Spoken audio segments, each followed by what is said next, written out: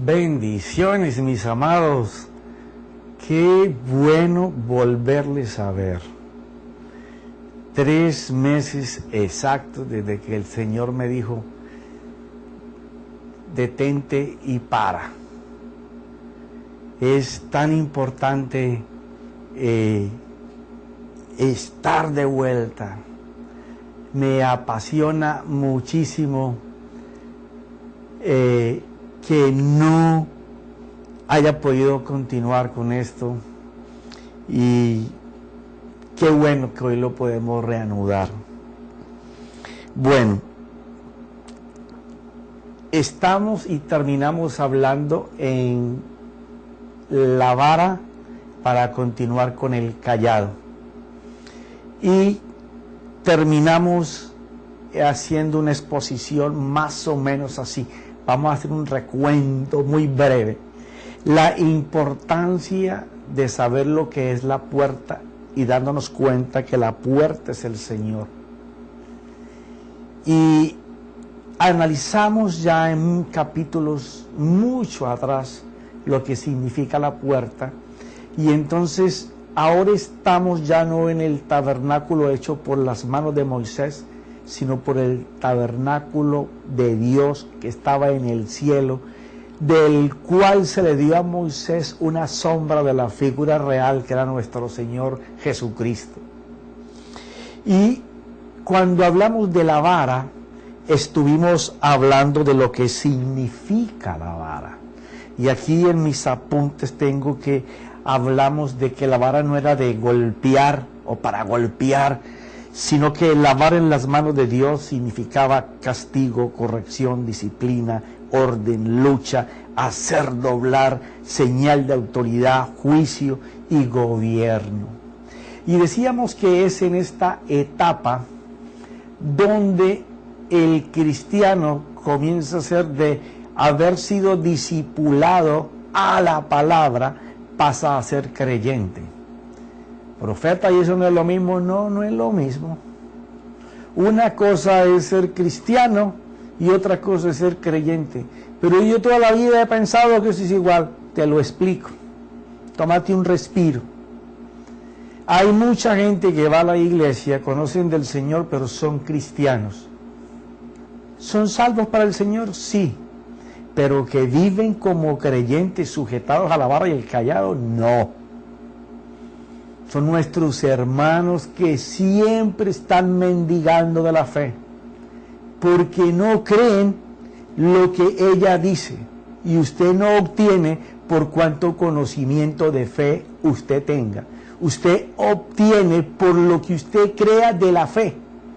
Entonces, aquel que ha sido sometido bajo la vara es aquel que ya dejó los tutores, que dejó de ser niño. Porque usted, mientras está en este plano, usted está bajo tutores. Pero una vez que usted entra al tabernáculo espiritual, que está dentro de usted mismo, el lugar donde reside la plenitud de Dios, usted ya se sale de los tutores y entiende que hay una voluntad permisible de Dios por la desobediencia como hijo, en donde el cerco de Dios te es quitado. Entonces, aquel que no puede entrar en la dimensión de que su vida sea conducida, manejada bajo la vara de Dios, jamás podrá caminar con el apoyo que es el cayado, que eso es la clase que vamos a hablar hoy. Y estamos en un tiempo profético muy importante. No te asustes por los desenlaces que tú ves, como lo que pasó ahora en Japón, en Chile, en Haití. No, no, no. Estos son principios de parto. Pero mientras esto sucede, dice que el Señor Jesucristo está retenido en el cielo hasta que sean restauradas todas las cosas en la iglesia. Y una de las cosas que va a ser restauradas es que en medio de la necesidad y la aflicción, tú vas a tener que aprender a vivir bajo la vara de Dios. ¿Y qué es eso, profeta? Que el que alcanza a ordenar, disciplinar, pensar, hacer, meditar, reflexionar, poder ver lo que escucha bajo la vara de Dios, estará bajo la dirección del Espíritu Santo y se podrá apoyar en el cayado, que es la clase de hoy. Entonces empezamos que el cayado, como Dios lo determina, tiene un simbolismo en la Biblia. Y nada más que es el respaldo de Dios. Es cuando tú tienes que aprender a vivir las cosas que tenemos en la vida, porque espiritualizamos tanto la Biblia que nunca la llevamos a nuestra vida. Por eso somos cristianos y muy pocos somos creyentes. Y esta es una época en que tú tienes que ser creyente. No que te conozcan por cristiano, por creyente, porque le crees a Dios, porque eres capaz de ver a Dios hacer cosas. Entonces ya no, como eres ejercitado por la vara, ya fuiste pasado por la vara, entonces ahora te apoyas en el cayado. Y el cayado del Señor no es sino gracia, favor, bendición. Pelea Él por ti. Pero ¿qué es lo que hay que hacer? Saber moverse en medio del sistema en que vivimos. Porque el Evangelio no fue hecho para vivir en el cielo. Las buenas nuevas fueron hechas para vivir aquí en la tierra. El reino de Dios no se va a establecer en el cielo, ya está establecido. Es para establecerlo aquí en la tierra. El Señor nunca dijo, voy a quitar la intranquilidad y la zozobra y la enfermedad y la guerra que hay en el mundo. No. Él no dijo que va a quitar nada de eso. Él lo que dijo es que en medio de todas esas cosas, enfermedad, aflicción, dolor, guerra, terremoto, tsunami, caída de aviones, de todo lo que pase, en medio de todo eso, Él va a hacer que tú y yo podamos apoyarnos en su cayado, que es aquel que ya dejó de ser niño, que ya no está bajo tutores, que sabe que la desobediencia de él desatará que Dios le quite el cerco, por lo justo que es Dios. Él no puede hacer injusticia cubriéndote los errores y los pecados en que caminamos. Se quita el cerco. Entonces la voluntad permisible actúa dejando que el mal nos castigue. Las buenas nuevas quiere decir que habían unas buenas que ya fueron viejas. ¿Por qué? Porque no te funcionan. ¿Y no es la misma palabra? Sí. Pero ahora es con una vida del Espíritu diferente. Tú tienes que aprender que cuando se une Cristo, el Verbo, la palabra de Dios y el Espíritu, es cuando se crean las cosas, no antes. Entonces hay que ser creyente, creer todo lo que se aprendió por tutores, por la corrección, por la disciplina del Señor. Porque llegó el momento en que los creyentes de Dios, sus hijos, colocarán delante de cada dificultad su apoyo, su cayado, una palabra de Dios que tú puedes mirar a través de ella como tu fe te trae lo que tú crees. Eso es el cayado. Entonces miremos lo siguiente. El cayado representa favor y su portador es un canal para recibir bendiciones, porque se apoya en lo que él cree, de lo que la fe anuncia. Para hacer germinar, brotar, retoñar, también significa respaldar, sostener y dar sustento. Y esto lo vamos a ver a través de la Escritura. Mira cómo en Génesis, vamos a empezar a ver, no puedo recorrer toda la Biblia para enseñarte lo que es el cayado o compartirte, porque otra parte tienes que hacerla tú. Tú tienes que aprender a trabajar por tu vida. Lo que se llamaba en la Biblia estar trabajando o esforzándonos en una salvación. No es la eterna, es la diaria. Tú tienes que trabajar para tu salvación diaria, es el suplir de tus necesidades. ¿A través de qué? A través de creer, de apoyarte en el cayado de Dios. Mira esto. En Génesis capítulo 32 vemos cómo Jacob, él narra cómo Dios le dice por una palabra que lo iba a bendecir y lo bendijo. Y lo sacó del lado de Labán con sus dos hijas con sus 2 concubinas, las siervas de ellas, con sus hijos, lo sacó rico y le dijo que volviera donde estaba Esaú. Y ahora, yendo de camino, el mismo río que él dice, el mismo arroyo que él había pasado solo con su cayado, creyendo una palabra por la cual había hecho un voto sobre una piedra, ahora vuelve a pasarlo, pero ya viene bendecido. Entonces él, cuando le manda a decir a su hermano, ¿cierto?, que ha vuelto y que quiere hacer las paces con él, su hermano le contesta con sus mensajeros que sí viene al encuentro, pero viene con 400 hombres.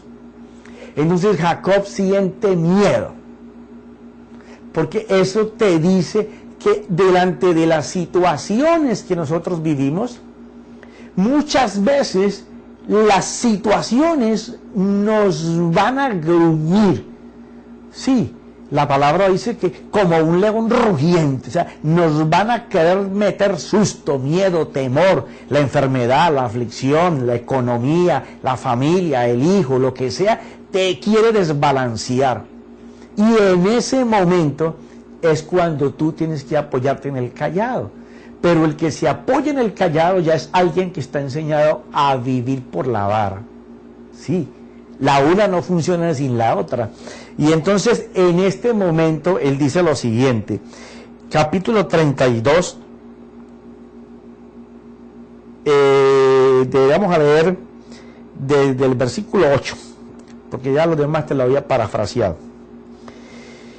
Y dijo, si Esaú viene a un campamento y lo ataca, entonces el campamento que queda escapará, porque estaba lleno de miedo.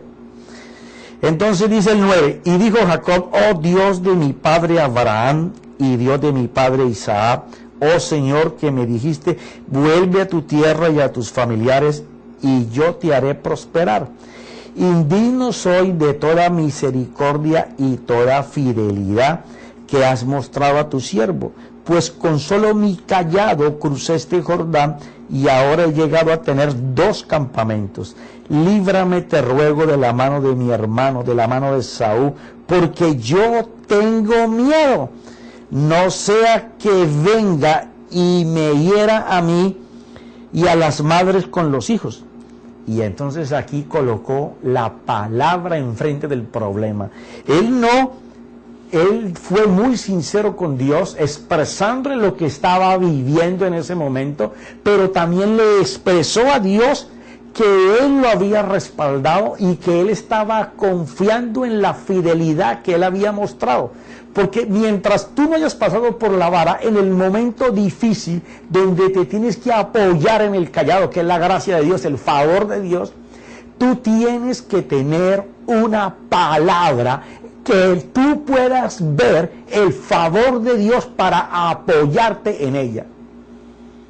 Por eso es que es tan importante el tiempo, y siempre lo he dicho, el tiempo es profético. El tiempo demanda creer a la unión de Cristo y el Espíritu, palabra y vida.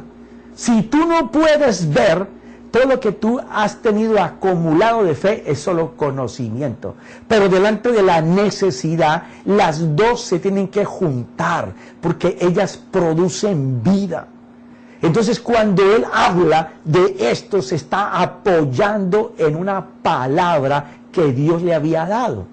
Y está haciendo uso de lo que él vivió antes, de la fidelidad de Dios, cuando él ni la merecía. Había mentido, había usurpado. Y más, sin embargo, le está recordando a Dios lo que Dios le había dicho. Tú y yo tenemos palabras que Dios nos ha dicho, que por lo que Jesús hizo en la cruz, lo que Cristo ofrece, lo que trae la fe, es para nosotros. Y si tú puedes ver lo que oyes, tú crees y te apoyas en esa fuerza. Eso es un cayado. Entonces él se está apoyando en lo que Dios le dijo. Y nosotros debemos tomar este ejemplo, porque en medio de cada necesidad, tú tienes que colocar una palabra de Dios delante de tu necesidad, como el apoyo, como el cayado de gracia, en donde Dios se comprometió a hacer. teniendo en cuenta que ya pasaste por la vara, porque hay gente que quiere el callado, pero nunca se somete a la vara. En el capítulo anterior está. Y tú dijiste, de cierto te haré prosperar y haré tu descendencia como la arena del mar, que no se puede contar por su gran cantidad. Él estaba apoyado en una palabra, ahora que su hermano venía con 400 personas. Y que él sabía que él había jurado matarle por lo que le había hecho. Le había robado la bendición. Aunque no hizo ningún robo, le hizo una trampita ahí con una lenteja y se la quitó. Y se disfrazó para cobrar lo que él había negociado. Pero de todas maneras el hermano quería esa venganza. Pero ahora él está parado en una palabra. Eso sí que es importante. Pero ten en cuenta siempre que tú no podrás sostenerte en una palabra si primero no te has sometido a vivir por ella. Ahí es donde está la clave. Mira, en 1 Samuel 17 venimos al rey David. Resulta que el rey David, como pastor, imagínate, escribe el Salmo 23, que es donde desligamos todo esto, conoce de lo que es la vara y lo que es el callado. Y David dice que mientras el Señor, él lo mire y él tenga la vara y el callado, él está tranquilo. Mira lo que dice el Salmo 23, 4. Vamos un momentico ahí. Vino ahora, hagamos un recuento, porque esto fue el año pasado. Aunque pase por el valle de sombra y de muerte, no temeré mal alguno, porque tú estás conmigo. Tu vara y tu callado me infunden aliento. Entonces David, conociendo de esto, ahora él va, se encuentra con que el gigante, la historia que todos conocemos, de Goliat, y el rey le pasa todas sus armas y sus cosas para que él se coloque el armamento de un guerrero de Israel para ir a pelear. Dice que se la coloca, pero no supo caminar con ella y se la quitó. Entonces se narra así, porque aquí está una palabra creída, sostenida, con una vivencia en donde antes la vara de Dios le había enseñado corrección, disciplina, orden, gobierno, aprender a depender de Dios. Entonces dice lo siguiente: David se ciñó la espada sobre sus ropas militares y trató de caminar, pues no se las había probado antes. Entonces David dijo a Saúl: no puedo caminar con esto, pues no tengo experiencia con ellas.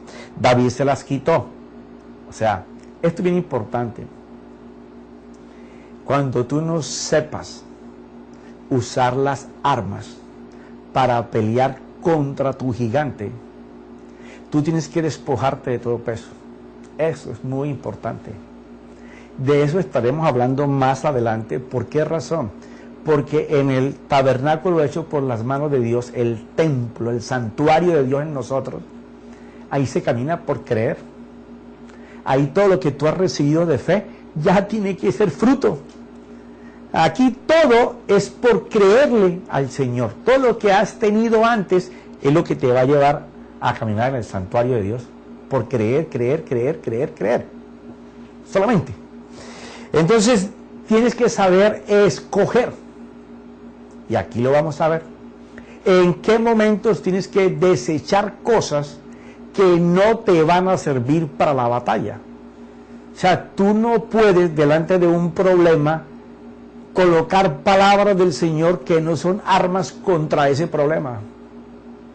Por eso es que pasar por la vara es tan importante, porque entonces sabremos utilizar las palabras de Dios que se van a unir con el Espíritu para darle vida a aquello que te está matando. Entonces David hace eso.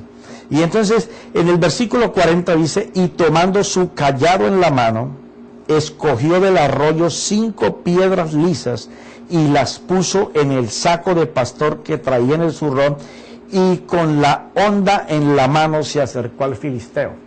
Ahora, esto yo lo he narrado en no sé en qué series anteriores, Pero es tan importante mirar lo que David hace, porque cuando David va a escoger sus armas, él no solamente está pensando en Goliat. Es cierto que él va a escoger 5 piedras y fue al arroyo, anduvo entre todas las piedras, escogiendo las que él sabía que podían hacerle daño al filisteo. Porque ya él sabía que tenía una sola oportunidad. Él no cogió 5 piedras por si fallaba una, montar la segunda para tirarla. No. Era un solo tiro en donde Dios tenía que poner su mano, porque ya lo hemos explicado, no sé en qué serie, él lanzó la piedra hirió en la frente al filisteo, pero dice que la piedra se hundió. Quiere decir que Dios puso su mano. Dios estaba en ese tiro. Pero el detalle no solamente es que David escoge las piedras adecuadas para ir a pelear con el gigante, sino que si tenía una sola oportunidad, ¿para qué eran las otras 4 piedras? Ahí mismo en Samuel, en segunda de Samuel capítulo 21, del versículo 15 al 21, tú vas a encontrar el por qué David colocó 5 piedras. Era que eran conocidos entre los gigantes que habían 5 de ellos. 5. David mató 1. Otro peleó con David en una guerra y cuando David se cansó, el gigante le estaba tomando ventaja y dice en el versículo 16, entonces Isbi-Benob, que era de los descendientes de los gigantes, y cuya lanza pesaba 300 ciclos de bronce y que estaba ceñido con una espada nueva, trató de matar a David, pero Abisai, hijo de Sarbia, vino en su ayuda e hirió al filisteo y lo mató. Entonces los hombres de David le jugaron diciendo, nunca más saldrás a la batalla con nosotros para que no se apague la lámpara de Israel. O sea, cuando David escogió las 5 piedras, David estaba seguro de que con el primer tiro iba a matar a Goliat. Y las otras 4 piedras era para si las familiares del gigante venían, porque ahí mataron el segundo. El tercero, que fue otra vez que está en el versículo 18, el cuarto está en el versículo 19 y el quinto está en el versículo 21. No tengo tiempo para narrar ni hacer parte de esta historia. Lo que te quiero decir es que cuando David fue a escoger las armas para pelear, él también escogió piedras específicas, por si cuando matara a Goliat venían los otros. Eso nos enseña que hay que tener armas preparadas para las cosas que están por venir cuando algo se desencadena. O sea, si tú tienes una aflicción en finanzas por una línea y tú sabes que se va a venir por otras partes, tú tienes que tener listas, armas de Dios, palabras de Dios para defenderte de todas ellas. Eso es apoyarse en el cayado de gracia. Eso fue lo que David hizo. O sea que cuando nosotros estamos hablando de el apoyo, estamos hablando de ser experimentados en escoger las armas de batalla con las que vamos a combatir. Profeta, eso suena muy complicado. No, el problema es que no estamos enseñados a pararnos delante de las dificultades con las armas de Dios. Y cuando tú vas a Efesios, te enseña cómo son las armas de Dios. Y ahí sí nos las especifican bien. O sea que eso lo que nos da a entender es que nosotros no nos preparamos para tener las armas de Dios visibles. Todo lo que tenemos es religión metida a través de conocimiento. Pero nos hace falta que ese conocimiento se transforme en verdad. Porque el tiempo es profético. Y lo que está buscando el Señor es que cuando Él venga haya una fe funcional, una fe que dé fruto. De nada nos sirve tener una fe con la cual no podamos alcanzar las cosas del reino de Dios aquí en la tierra. Una fe solo doctrinal.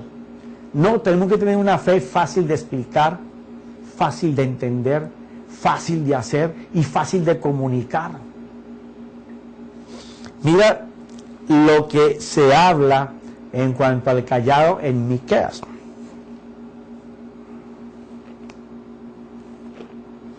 Mira esto. Aquí en Miqueas 7, el versículo 7, hablando el profeta, dice: pero yo pondré mis ojos en el Señor, esperaré en el Dios de mi salvación. Dios me oirá. Y comienza a narrar el porqué. O sea, cuando tus ojos están puestos sobre lo que Dios va a hacer, tú estás apoyado en el callado de Dios. Y entonces él dice en el versículo 14, dice: pastoreará a tu pueblo con tu callado. Hablando de cuando viniera el Señor. El rebaño de tu heredad, que morará solo en el bosque, en medio de un campo fértil, que se apacienta en Basán y en Galad, como en los días de antaño.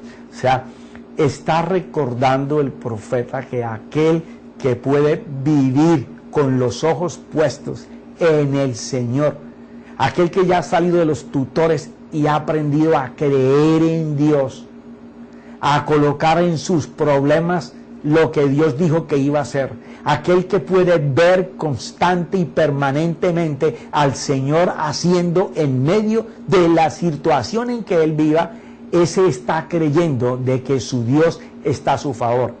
Eso fue lo que hizo David. Él sabía que su Dios estaba con él. Eso fue lo que reclamó Moisés: si no he de ir contigo, no me mandes con un ángel, quiero ir contigo. Eso no lo hace sino aquel que ha aprendido a ver, a contemplar a su Dios. Para disfrutar del callado hay que pasar por la vara. La vara es el entrenamiento en donde tú aprendes a contemplar a tu Dios a través de la palabra.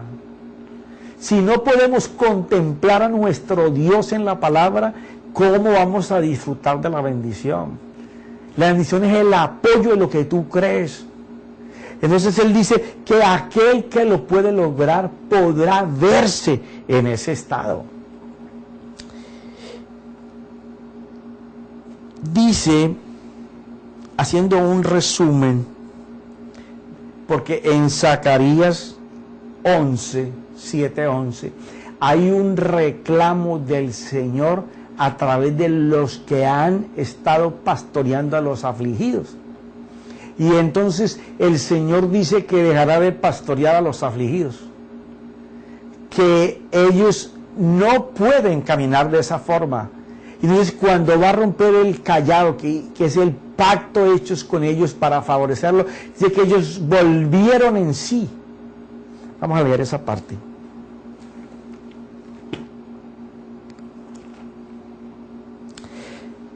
(11:7) Apacenté pues las ovejas destinadas para la matanza.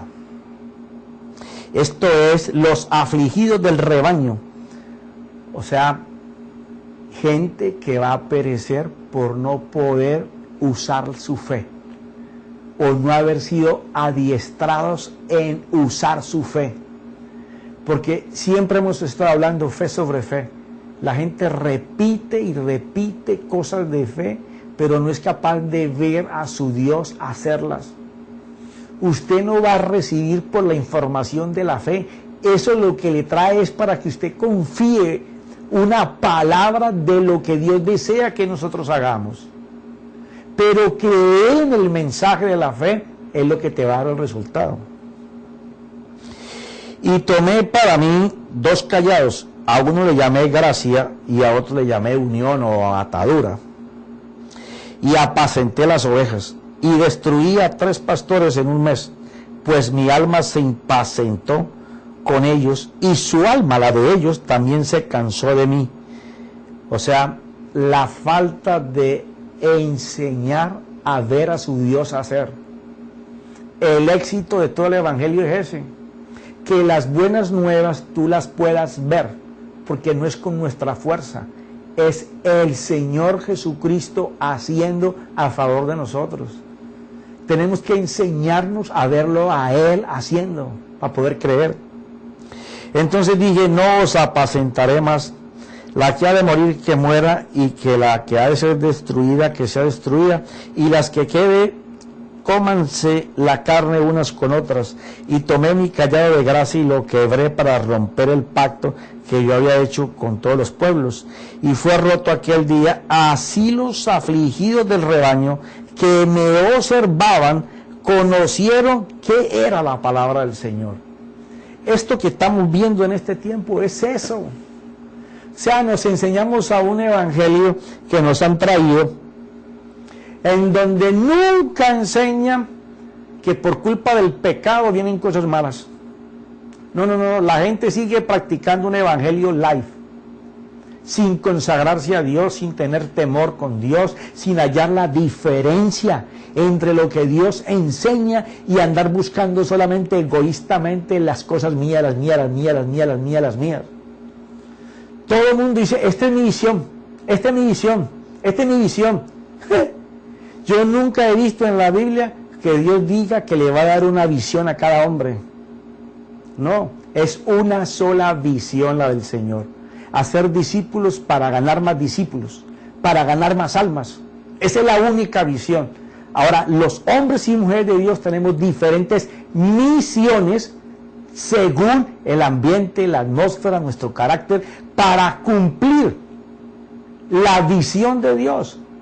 Eso es lo que está reclamando el Señor aquí. Eso es lo que hemos llevado en los últimos 30 años a un evangelio de bendición, bendición, prosperidad, bendición, bendición, prosperidad, bendición, bendición, prosperidad. A ver, llegamos al punto en donde no la hay. En donde hay que mirar con los ojos de Dios para sostenerse. Entonces el pueblo no estaba preparado. En pocas partes el pueblo aprendió a vivir en el creer a la fe. La mayoría de la gente solamente ha tenido fe sobre fe, fe sobre fe, fe sobre fe, fe sobre fe, y más se andan saltando de un lugar a otro buscando más conocimiento. Es el entender lo que el conocimiento te da para hallar la diferencia entre lo que Dios está diciendo y lo que estamos haciendo. El que haya la diferencia, a Dios lo honra porque en ella está el éxito. Ahí es donde está tu creer, tu corazón. Mira lo que el rey David explicaba más o menos en su salmo. Dice, aunque el mal me persiga como mi sombra y me anuncie muerte, si me gritara mi infortunio no tendré ningún miedo y dudas, porque yo sé que siempre Él estará a mi lado. Y lo sé porque yo me someto a su vara, corrección, disciplina, orden, doblo mi corazón delante de Él, de su autoridad y su buen juicio. Por eso es que el Señor hablaba de que él, David, tenía el corazón conforme al Señor. Y usted ve la cantidad de errores que cometió David, y como padre un desastre. Posiblemente no va a encontrar usted un padre con una familia más desastrosa en la Biblia que la del rey David. Y el Señor dice que tenía el corazón conforme a él. ¿Por qué? Porque David sometía su corazón a la vara de Dios, a la vida de la palabra, en su vida personal. Era sometido a eso. Cometía errores, sí, pero iba y regresaba a la vara, a la disciplina, al cambio. Entonces dice, porque si Él me gobierna, siempre encontraré gran ánimo y confianza para morar a su sombra, porque así recibo su aliento y victoria, sabiendo que Él me librará de todas las trampas que me coloque el enemigo. Y su callado me anuncia que por cuanto la vara de Dios está sobre mí, para ordenar mi vida, para corregirla, para instalar su gobierno en mi corazón, entonces con complacencia esté yo solo atado a Él. Esto significa que la obediencia de David a la vara de Dios le colocaba dentro de todos los pactos de bendición y multiplicación. Por lo que él, al sentirse hijo, se podría mover como hijo, sabiendo que su padre era el Dios todo creador y conocía los pactos y los juramentos de Dios. Por eso usted encuentra en todos los salmos como él hablaba a lo que el Padre había prometido, cosas que él conocía, que se había transportado a través de generaciones. Porque me ato a sus juramentos para que esté absolutamente seguro del cumplimiento de él sobre mi vida, que nada va a cambiar de lo que él ha prometido, que es lo mismo que el apóstol Pablo narra en Hebreos 6 cuando habla del juramento, de los pactos de Dios. Dice así: de la misma manera, Dios, deseando mostrar más plenamente a los herederos de la promesa la inmutabilidad, o sea que no cambia, de su propósito, interpuso un juramento, a fin de que por dos cosas inmutables, en las cuales es imposible que Dios mienta, seamos grandemente animados, los que hemos huido del sistema de la vida, de ese, para refugiarnos echando mano a la esperanza puesta delante de nosotros. Quiere decir que hay una sola manera con la que usted puede someterse a la vara, y es huyendo de las cosas que colocan en su mente el sistema del mundo para meterse bajo el sistema de la palabra de Dios. Estar sometido a la corrección, a la disciplina, al cambio. Si tienes cosas que no te funcionan, deséchalas. Toma las que Dios ofrece. Mira los tiempos proféticos. Es tan importante en este tiempo tener un conocimiento basado en el tiempo profético establecido por el Señor.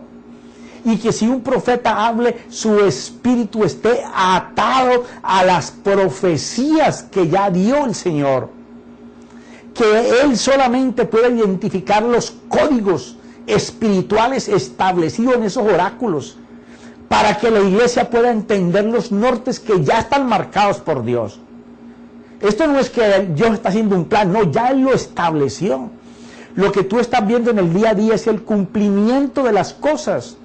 Pero la iglesia está mirando el cumplimiento de las cosas en lo físico, en el mundo, y no está mirando el tiempo profético espiritual para adelantarse a las maldiciones sobre la tierra y estar cercado, protegido por Dios.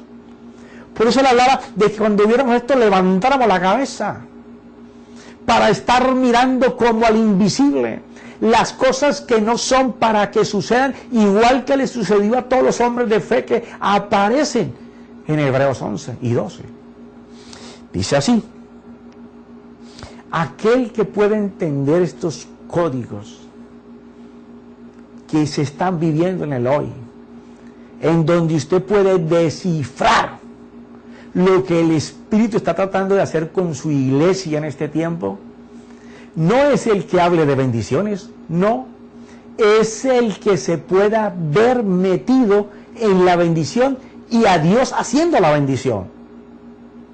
Este es un tiempo en donde lo que conocemos tenemos que verlo cuando no existe. Esto no es de mucho conocimiento, este es un espíritu, el Espíritu de Dios, guiándote paso a paso, iluminándote lo que tenemos que creer ante el problema que tenemos para ver la solución cuando nadie la mira, cuando nadie la ve. Entonces podremos decir, como dice la Escritura, seré bendecido para bendecir. O sea, ya no está pensando en que la bendición es para él. Está pensando que la bendición que Dios le va a dar, entiende que es bendecido para bendecir a otros. Y lo puede ver. Aquel que pueda verse bendiciendo a otro, va a recibir bendición para él y para bendecir. No busca su necesidad, busca la necesidad de los demás. que todo lo que en mis manos se emprendan prosperarán. ¿Por qué? Porque estoy buscando la necesidad de los otros. Tengo la seguridad de que por cuanto yo estoy buscando el reino de Dios y la justicia de Él a los que necesita, que Dios le haga justicia cuando yo pueda, que el Espíritu Santo a través mío los influencie para cambio. Sí, palabra de nuestro idioma en este tiempo, influencia. Aprende a manejarla, no seas tan religioso. No podemos cambiar a las personas si nosotros no somos un fruto deseable, que ellos deseen lo que nosotros tenemos. Eso solo sucede cuando el Espíritu Santo se une con Cristo. Allí es cuando va a haber influencia. El Señor Jesús estuvo 30 años y no influenció a nadie. Y hablaba muy bonito, porque todos lo conocían. Dice que le pasaron el libro como de costumbre. Pero ¿cuándo empezó a influenciar? Cuando el conocimiento se unió con el Espíritu. Eso es lo que nos falta. Para influenciar a los demás, el Espíritu Santo y Cristo tiene que salírsenos por los poros, produciendo milagros, señal, cambio en las personas. Se tienen que acabar los mensajes que solamente motiven. Tenemos que tener mensajes que transformen la manera de pensar de las personas, que transformen sus vidas, que cuando vayan a sus trabajos, a sus familiares, todo el mundo esté diciendo, tienes que ir a mi iglesia para escuchar a mi pastor. ¡Wow! Está cambiando mi vida, la de mi familia, la de mis hijos. ¿Por qué? Porque es un mensaje dirigido por el Espíritu, usando la fe, pidiendo a través de ella la solución a la necesidad de las personas. Ese es el evangelio que va a conquistar el mundo en este tiempo. Un evangelio práctico, real. Que todo lo que siembre tú lo harás prosperar. Todo esto es de creer. Si no podemos creer que lo que hacemos Dios lo está bendiciendo, es porque no vimos a Dios mandarnos a hacer eso. Y lo estamos haciendo bajo el don de sospecha, sospechando que nos va a ir bien. ¿Qué hacemos? Es la realidad. Hay que cambiar las estructuras religiosas que no producen por cosas de la fe que se puedan creer. Así sabremos que Él respaldará todo. Sabremos que siempre tendremos techo, sustento y nuestras necesidades porque andamos buscando su reino. Andamos buscando que Él se enseñe, que Él se muestre. Pues el apóstol hablaba, no les vengo a dar palabras bonitas, ni filosofías, ni no, para que su fe no esté puesta en lo que yo les hablé con denuedo, sino en lo que ustedes vean del poder de Dios, el poder del Espíritu. Porque siempre que se una a Cristo, el verbo, la palabra, que forma la fe, y se una con el Espíritu Santo, es cuando va a producir. Y el Espíritu Santo no se va a unir con la palabra porque tú la recites. El Espíritu Santo se va a unir cuando tú creas que Dios va en ella, que sí, la va haciendo. Ahí es cuando se va a unir y van a pasar las cosas. Y entonces veremos que en medio de las dificultades y las aflicciones podemos verlo a Él pelear por nosotros. Profeta, que yo cómo hago para ver al Señor. Mira, cuando tú puedas ver a través de lo que tú escuches, lo primero que va a pasar en tu vida es que la presencia de Dios va a llegar a ti. Profeta, ¿y eso cómo es? Te voy a dar unos pequeños chispitos, porque lo vamos a ver aquí más profundo. Pero tú sabrás que la presencia de Dios está en tu vida cuando tú ves a Dios en la palabra que estás escuchando, que va a ejecutarse delante de tu problema. Y tú lo puedes ver a Él haciendo para ti lo que Él dijo que iba a hacer porque Jesucristo lo ganó.